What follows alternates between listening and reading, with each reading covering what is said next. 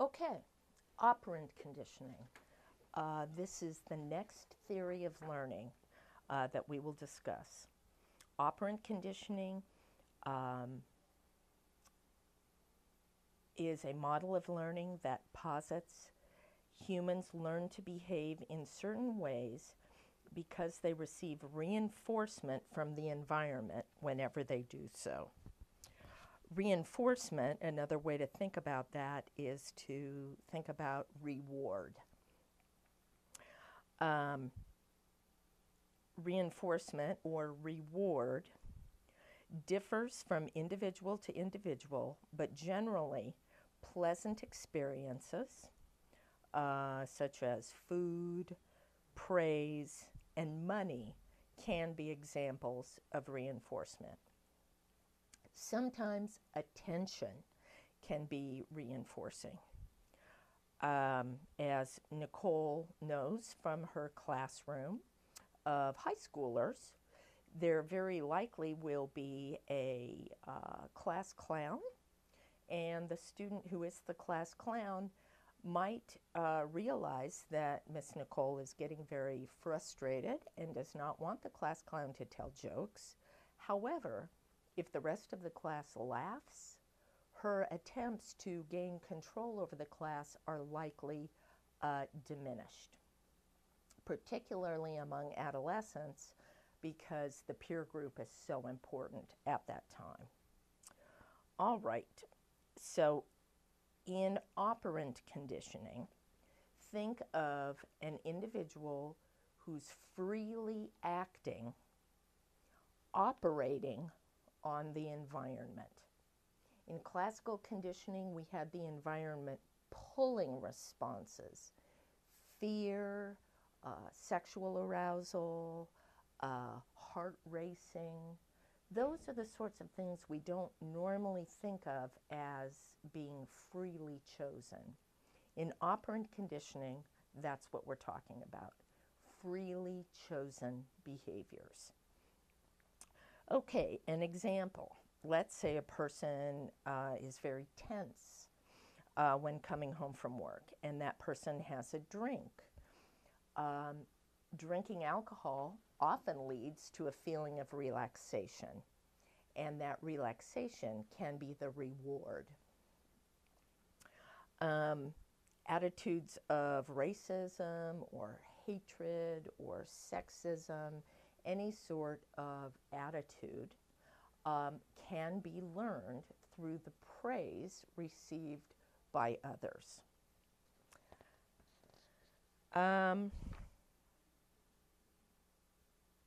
There are a couple of concepts that I don't have on the notes that I think are really important for you to get.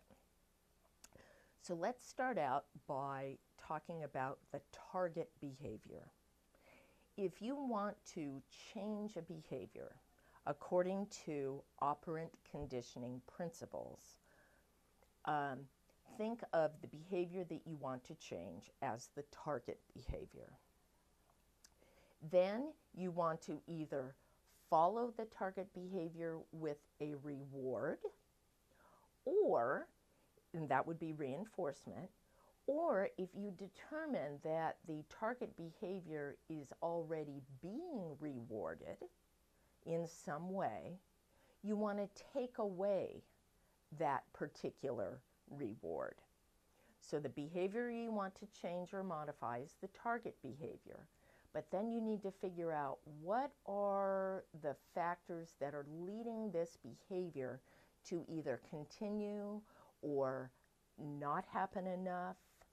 A few years ago, when I wanted to get into a doctoral program, I was a student of psychology at Cal State Fullerton.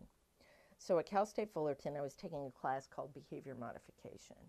And I thought that my grades would probably be better if I spent more time studying. In fact, I think it was statistics. So what I had to do, being a good behavior modifier, was I had to start out by recording how often studying for statistics occurred. And my professor in behavior mod said, I want you to pay close attention to when the behavior happens, where are you, what are you doing, what's occurring outside of you. So I took my baseline and I realized that I was trying to study for statistics when I was sitting in my living room. That's all fine and well, but when I would sit down to study, alas, the phone would ring. So I'd get up and I'd go answer the phone.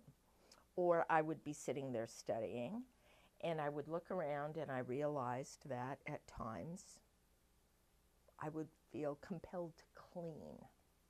So I would get up and I would clean. At other times, I would be sitting and studying. I would get to a concept that I didn't really know very well, and then I would want to get a snack. So what he told me after looking at my baseline data, so that would be my original recording of how often my behavior was happening, was that in order to maximize my chances of actually getting some studying accomplished, I needed to go someplace where there weren't any competing stimuli. So he said, go to the library where you don't have a phone. That was pre-cell phone days. You won't have food. I won't take snacks. And it would be clean, so there would be no need for me to want to clean the library.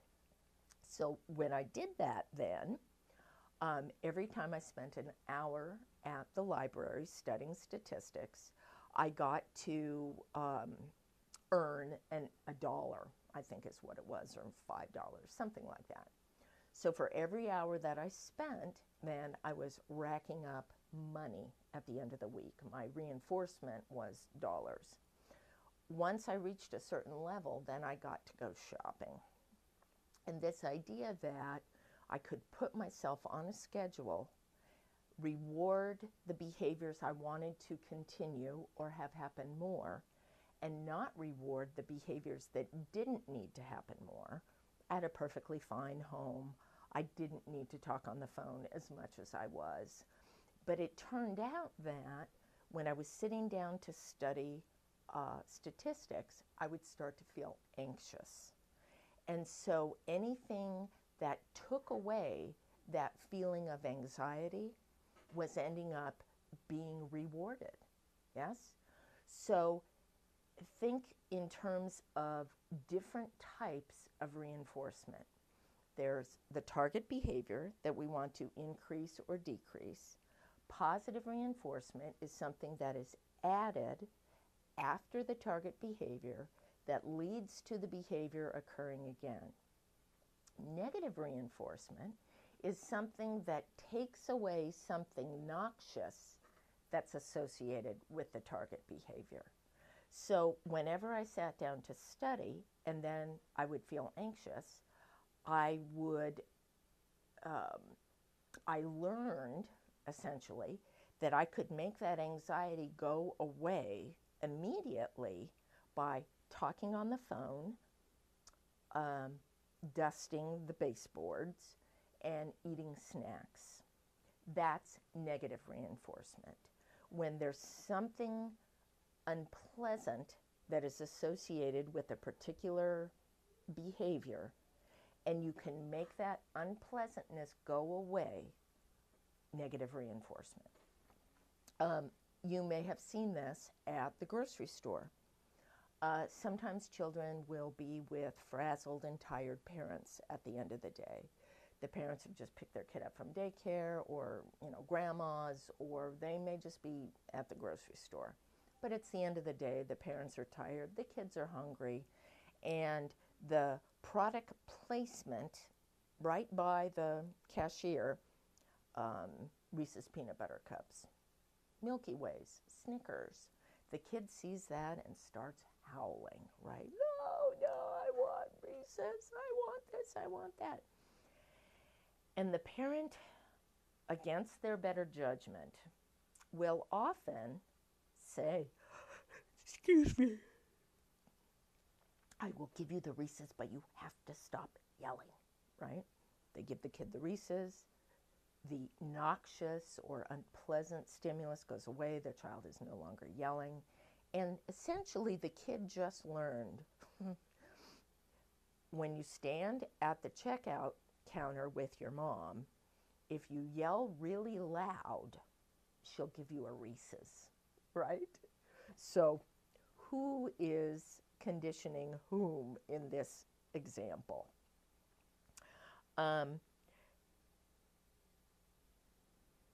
Any of you who work, and I know some of you do, work in residential treatment, very likely those facilities are based on the idea of the token economy.